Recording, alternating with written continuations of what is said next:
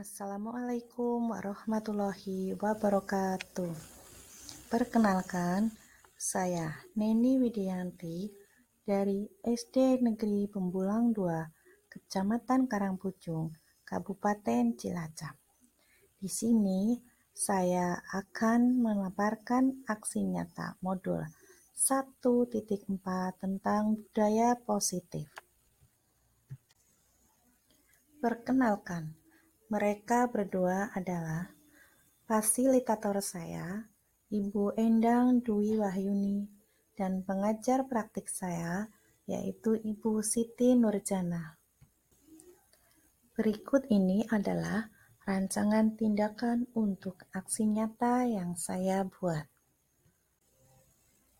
Latar belakang, murid tidak suka peraturan karena selama ini jika mereka melakukan pelanggaran, maka akan mendapatkan hukuman dan cenderung akan mempermalukan dirinya.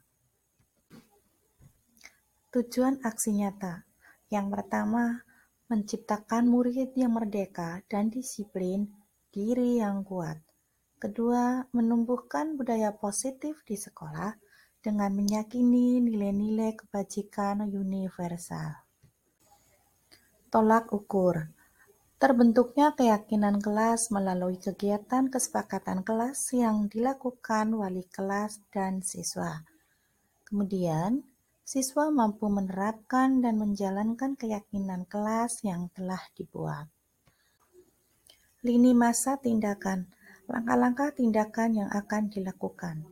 Yang pertama, menghadap kepala sekolah untuk menjelaskan dan pentingnya pemahaman budaya positif dan keyakinan kelas di sekolah, dan meminta izin untuk mendiseminasikan bersama rekan guru. Yang kedua, mengumpulkan rekan guru untuk melakukan diseminasi pemahaman materi budaya positif atau keyakinan kelas dan seketika restitusi.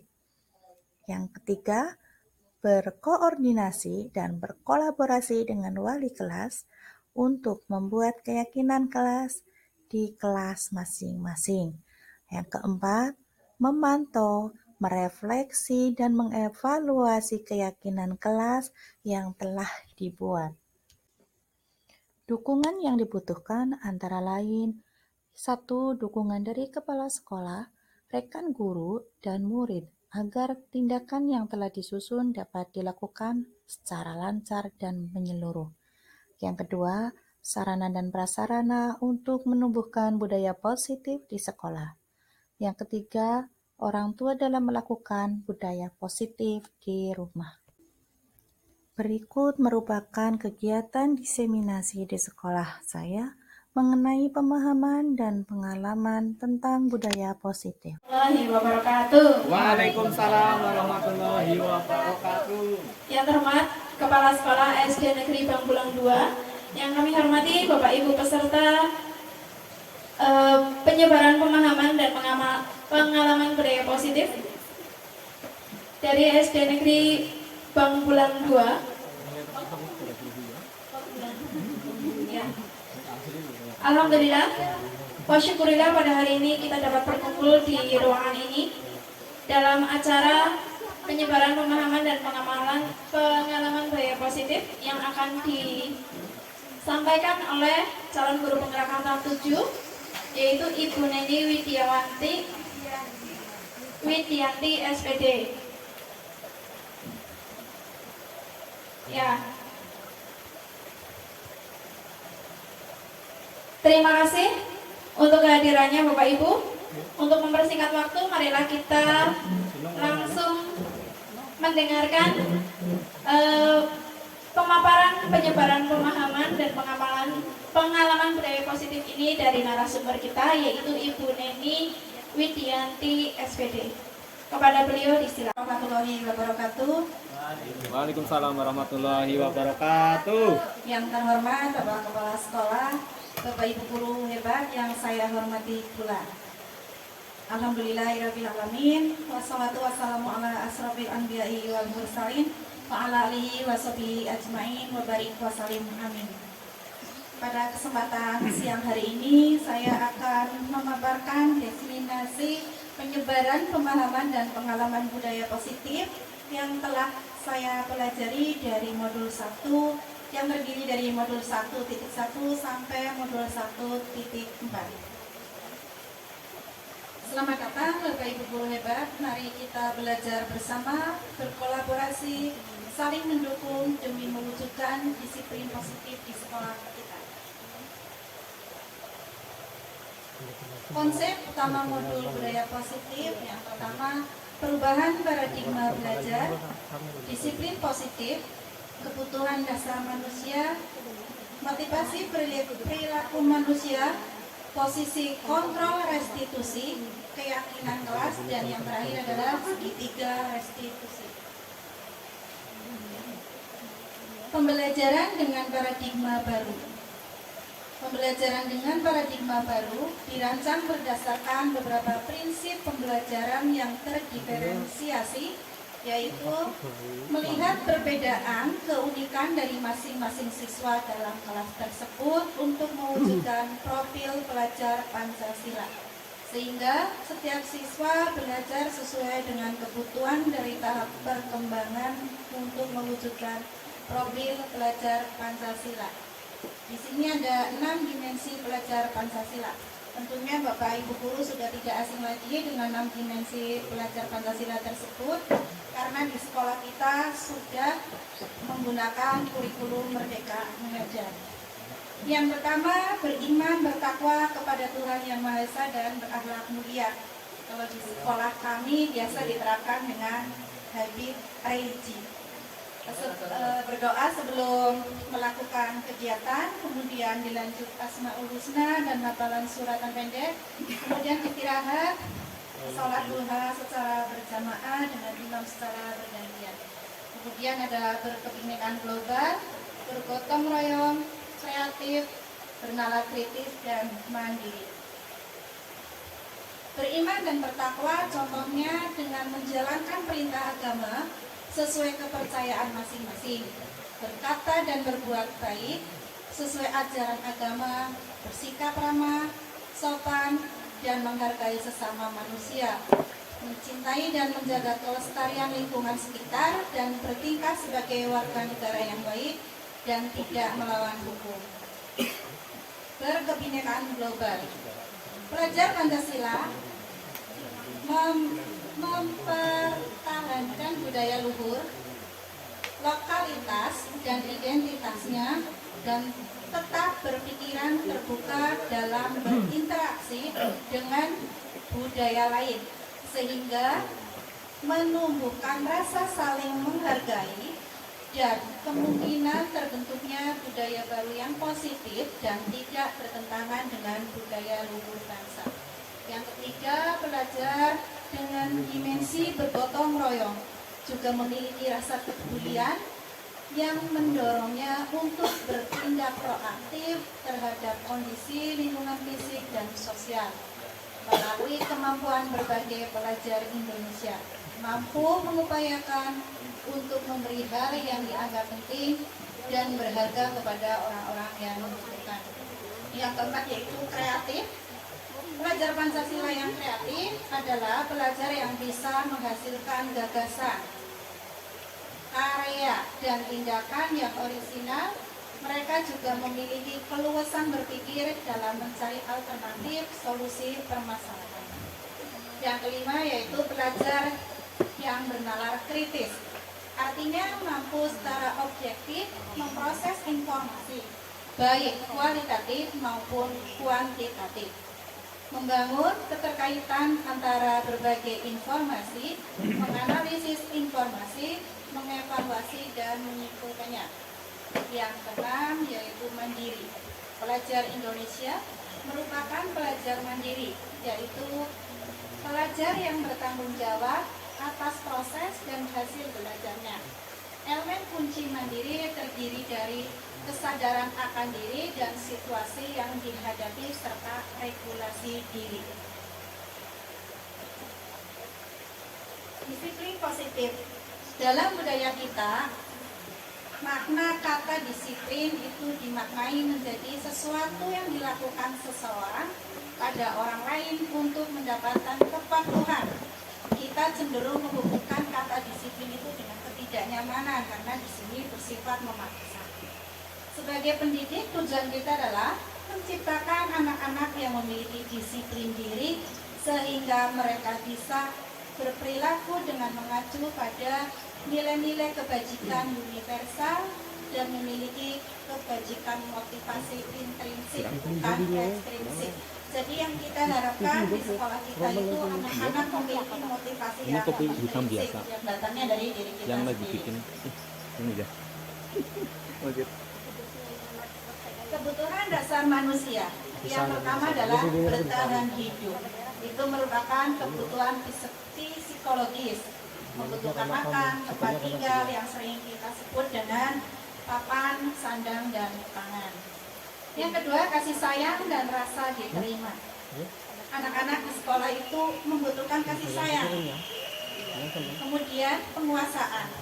Siswa ingin berkuasa, kebebasan siswa tidak tertekan. Kesenangan, siswa ingin bersenang-senang dalam pembelajaran. Dari di sini guru harus menyenangkan siswa agar siswa tidak merasa bosan. Motivasi perilaku manusia. Motivasi merupakan dorongan yang timbul pada diri seseorang secara sadar ataupun tidak sadar untuk melakukan suatu tindakan dengan tujuan tertentu. Yang pertama, menghindari ketidaknyamanan dan hukuman. Murid melakukan disiplin diri karena ia takut dihukum. Nah, di sini merupakan motivasi ekstrinsik karena motivasi ini dari luar karena adanya dorongan. Yang kedua, mendapatkan imbalan atau penghargaan dari orang lain. Ini juga merupakan motivasi ekstrinsik karena murid melakukan disiplin ingin mendapatkan imbalan. Yang ketiga, menghargai nilai-nilai kebajikan diri sendiri. Murid melakukan disiplin diri karena sadar akan nilai kebajikan dirinya. Ini merupakan motivasi intrinsik yang kita ingin murid kita itu menerapkan motivasi intrinsik. Konsep disiplin dengan identitas gagal. Nah, di sini ada hukuman dan penghargaan. Hukuman dan penghargaan merupakan identitas gagal. Mengapa? Karena yang pertama, hukuman itu menyakitkan. Kemudian murid merasa takut, tidak nyaman, bersifat memaksa. Murid menyembunyikan kesalahan dan murid menjadi rendah diri. Kemudian dengan adanya penghargaan pun tidak efektif. Mengapa? Karena penghargaan bukan merupakan hal yang bagus, karena ada posisi yang negatifnya. Penghargaan itu tidak efektif. Siswa sering melakukan sesuatu karena ingin mendapatkan penghargaan. Dia tidak akan melakukan itu lagi kalau tidak mendapatkan penghargaan. Jadi sudah merasa pinter lah ya. Kemudian yang kedua, merusak hubungan atau sifat iri. Yang ketiga, mematikan kreativitas. Rasa sudah mampu, jadi buat apa belajar lagi, karena pasti akan mendapatkan penghargaan. Yang keempat, menghukum dengan sistem ranking. Bapak Ibu guru, apakah masih menggunakan rankingan? Saya sendiri juga masih. Ya. Itu sebenarnya tidak boleh dilakukan. Kemudian merampas hak, menghargai dirinya.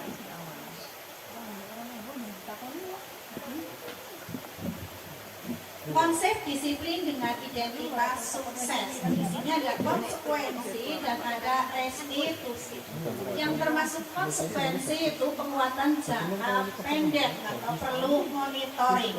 Contohnya di sini ada Mbak Rina dengan Mas Politun. Ketika Mbak Rina air minumnya tumpah oleh Mas Politun, guru melihatnya. Sedangkan guru menginginkan Mas Politun untuk membersihkan air minumnya. Nah, Mas Politun melakukan hal tersebut. Kemudian perlu monitoring berkelanjutan. Apakah hari esok Mas Politun sudah berubah? Apa masih tetap seperti itu? Kemudian stimulus respon. Murid menghargai menghormati peraturan. Kemudian kehilangan waktu untuk merenungi kesalahan atau murid tidak diberi kesempatan untuk berpikir. Sebenarnya tadi mungkin Mas Polidin itu mau minta maaf dulu sama Delina, tapi guru langsung menyuruh untuk membersihkan. Jadi di situ mati kesempatan untuk berpikir. Kemudian ada restitusi, konsep disiplin dengan identitas sukses. Mulai bertanggung jawab untuk perilakunya. Nah, dia sadar apa yang dia lakukan. Kemudian fokus pada pemecahan masalah jangka panjang. Murid menghormati dirinya dan orang lain, yaitu teori kontrol yang memegang adalah diri sendiri atau intrinsik. Yang keempat, tanpa adanya stimulus dari orang lain, tanpa ada dorongan dari orang lain. Kemudian murid bersemangat memperbaiki kesalahan. Konsep disiplin pendekatan restitusi, sebuah cara menanamkan disiplin kepada murid. Yang pertama adalah pengertian restitusi. Restitusi adalah proses menciptakan kondisi bagi murid untuk memperbaiki kesalahan mereka, sehingga mereka bisa kembali pada kelompok mereka dengan karakter yang lebih kuat. Dosen 2004. Adapun ciri-ciri restitusi, yang pertama adalah restitusi itu bukan untuk menebus kesalahan, namun untuk belajar dari kesalahan. Yang kedua, restitusi memperbaiki hubungan. Ketiga, restitusi adalah tawaran bukan sebuah paksaan. 4. Restitusi menuntun untuk melihat ke dalam diri. Yang kelima, restitusi mencari kebutuhan dasar yang mendasari tindakan. Keenam, restitusi diri adalah cara yang paling baik. Ketujuh, restitusi fokus pada karakter bukan pada sebuah tindakan. Yang kedelapan, restitusi fokus pada solusi. Kemudian yang kesembilan, restitusi mengembalikan murid yang berbuat salah pada kelompoknya. Perbedaan, contoh di sini ada kasus siswa sering tidak mengerjakan PR. Di sini ada kasus yang hukuman, konsekuensi, dan restitusi. Apakah yang seharusnya kita lakukan? Yang pertama, hukuman.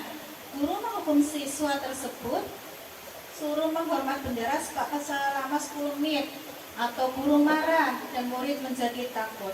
Hukuman yang seperti ini adalah hukuman yang tidak mendidik, namun sering kali kita lakukan. Konsekuensi. Guru memberikan konsekuensi untuk mengerjakan PR-nya saat istirahat atau dikerjakan 3 kali lipat. Di sini pun guru tegas dan siswa menghormati peraturan. Ini pun sudah tidak boleh dilakukan. Kemudian yang ketiga adalah restitusi. Guru menanyakan keyakinan kelas atau dirinya dan membantu siswa menyelesaikan masalah. Guru terbuka dan siswa menghormati dirinya dan orang lain. Ini yang seharusnya kita lakukan adalah menggunakan restitusi. Ada 5 posisi kontrol restitusi. Yang pertama, guru sebagai penghukum, guru sebagai pembuat rasa bersalah, guru sebagai teman, guru sebagai pemantau, dan yang terakhir adalah guru sebagai manajer. Coba Bapak Ibu guru perhatikan ke sini. Bapak Ibu guru berada di posisi kontrol yang mana? Penghukum, pembuat rasa bersalah, teman, pemantau, ataukah manajer? Masih penghukum, ya. Mungkin saya pun seperti itu. Nah, kita belajar dari sini berarti kita tidak boleh melakukan lagi menghukum, pembuat rasa bersalah. Contoh penerapan 5 posisi kontrol.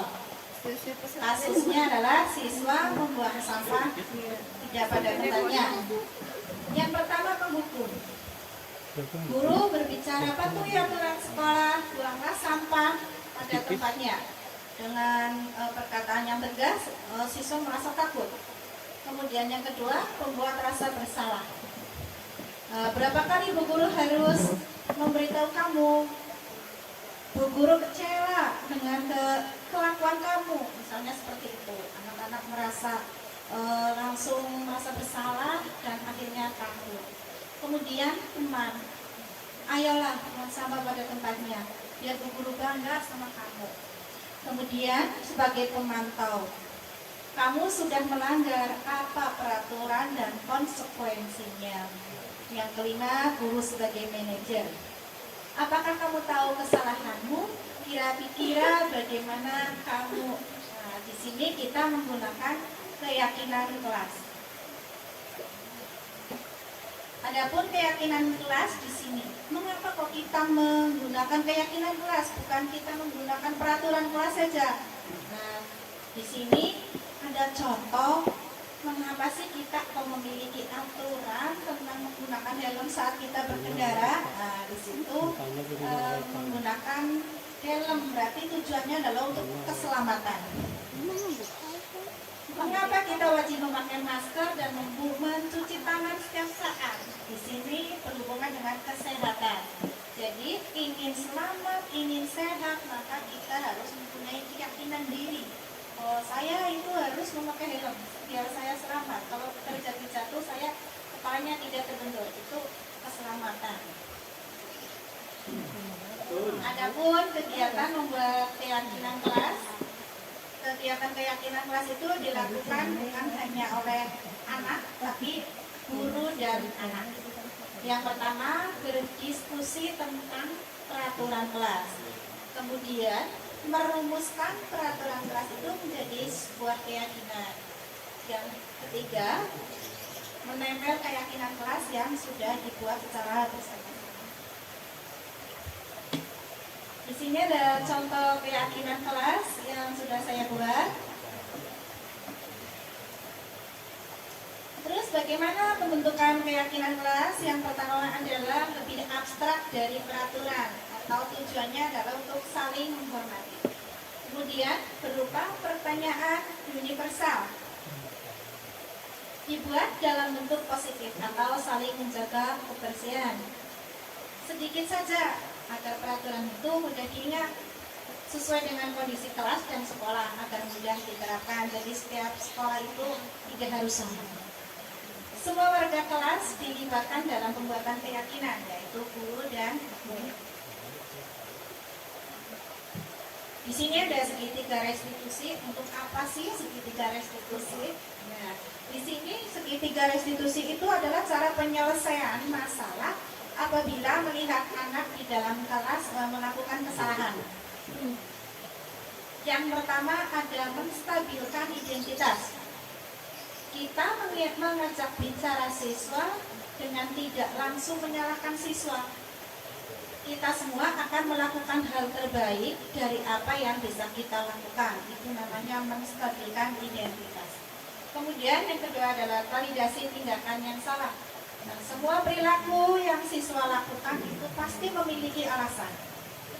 Kenapa sih melakukan itu? Pasti ada alasan. Yang ketiga, menanyakan keyakinan.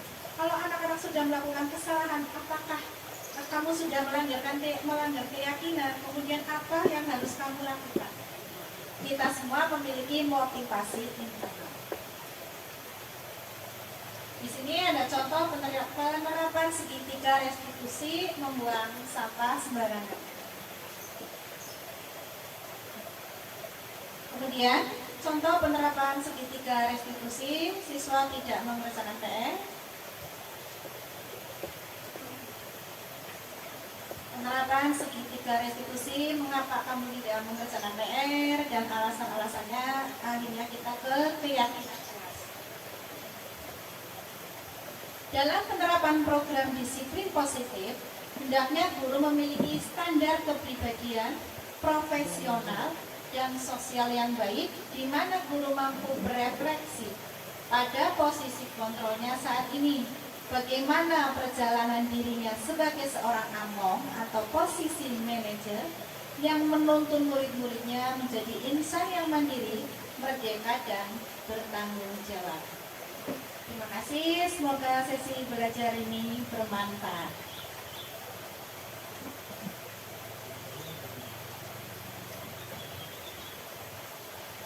Ya, terima kasih Bu Neni. Mungkin dari Bapak Ibu ada yang mau menanggapi atau mau bertanya, silakan. Pak Eka. Pak Eka? Ya.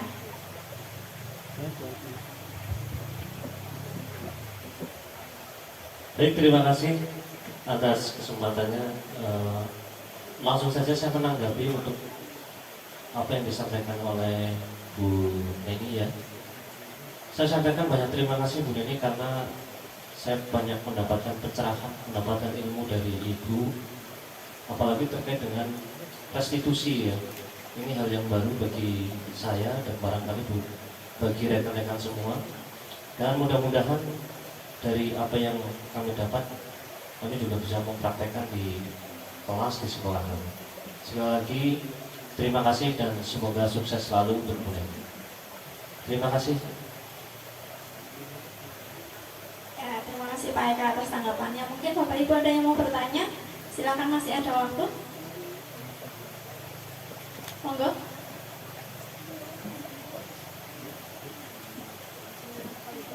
Ya, Pak Budi mau tanya. Pak Gunawannya boleh. Oh, Bu Vina. Bu Vina silakan.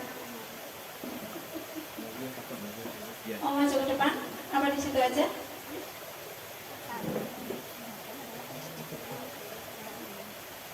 Ini semua dekat mana?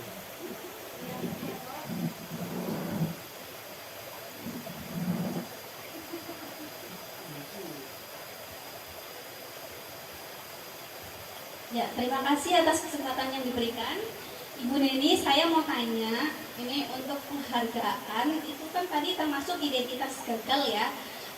Nah, ini untuk acungan jempol, kalau menurut Ibu, apakah ini termasuk identitas yang gagal atau bukan? Terima kasih. Baik, langsung ya. Terima kasih, akan saya jawab.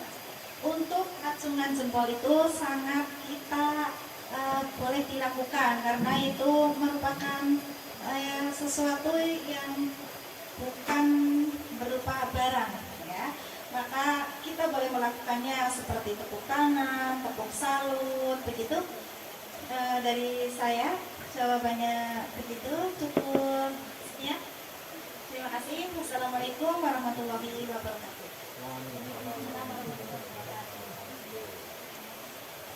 Baik, begitu Bu Vina. Jawabannya apakah puas? Iya. Jadi mungkin kesimpulannya kita bisa memberikan penghargaan berupa verbal ya, berupa jempol, tepuk salut ya, seperti itu, tapi jangan berupa barang gitu. Ya. Tadi kita sudah mendengarkan pemaparan dari Bu Neni. Untuk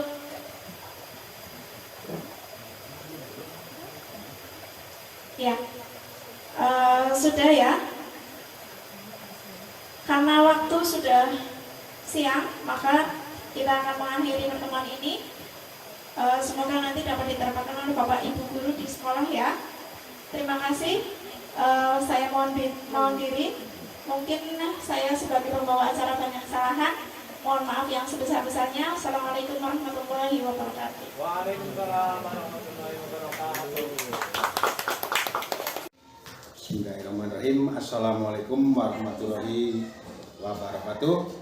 Terima kasih atas waktu dan kesempatan yang telah diberikan kepada kami. Setelah saya mengamati kegiatan ini, banyak sekali hal-hal baru yang merubah isu-isu yang berkembang pada zaman dahulu dan atau masih diterapkan pada saat ini, yang kebanyakan diterapkan di sekolah dan tidak relevan. Jadi masih menggunakan cara-cara metode-metode baru, metode-metode lama yang masih diterapkan di sekolah ini. Kemudian dengan adanya kegiatan ini banyak sekali mengalami perubahan-perubahan ya, dibandingkan dengan pendidikan zaman lalu, Pak. Dengan adanya paradigma baru ini mulai muncullah metode-metode yang sangat relevan, apalagi dengan ditunjang dengan kurikulum yang baru, yaitu kurikulum Merdeka Belajar. Yang tujuannya kurikulum Merdeka Belajar ini adalah untuk pembelajaran saat ini, untuk mencetak generasi-generasi muda atau pelajar-pelajar profil pelajar Pancasila. Jadi dengan adanya perubahan ini, dengan adanya istilahnya itu dengan adanya calon guru penggerak ini diharapkan bisa merubah paradigma lama menjadi paradigma baru yang tujuan utamanya itu adalah untuk mencetak generasi profil pelajar Pancasila. Ya, menurut saya kegiatan dari guru penggerak ini sangat membantu dan sangat dibutuhkan. Oleh karena itu kita sangat mendukung dan mensupport dan sangat mendukung dan mensupport kegiatan yang baik ini dengan adanya guru penggerak di lingkungan sekolah kami ini. Mudah-mudahan sekolah kami akan lebih meningkat. Bukannya sih meningkatnya secara drastis, tapi pelan-pelan dengan adanya program calon guru penggerak ini mulai ada peningkatan baik itu di bidang akademik maupun di bidang non akademik. Maju terus calon guru penggerak, sukses selalu. Sekian, assalamualaikum warahmatullahi wabarakatuh. Assalamualaikum warahmatullahi wabarakatuh. Nama saya Erviana Ayu Lestari. Saya rekan guru dari Bu Neni Widianti dari SD Negeri Bembulang 2. Di sini saya akan melakukan testimoni teman sejawat saya yang telah melakukan penimbasan mengenai disiplin positif. Berdasarkan kegiatan desiminasi tadi, saya mendapatkan informasi baru, terutama pada bagian restitusi. Sebelum mengetahui restitusi ini, saya beranggapan sudah sangat tepat dalam menerapkan budaya positif di sekolah, yaitu dengan memberikan hukuman serta penghargaan terhadap siswa sebagai timbal balik atas perbuatan baik buruk mereka. Namun, ternyata masih terdapat restitusi yang dinilai lebih ramah terhadap anak. Hal ini membuat saya merefleksi diri dalam penerapan budaya positif baik di kelas saya maupun di sekolah. Semoga ke depan Bu Neni sebagai calon guru penggerak dalam menjadi perintis dalam menciptakan sekolah ramah anak di Korwil Bidi Kecamatan Karangpucung. Baik, Assalamualaikum warahmatullahi wabarakatuh.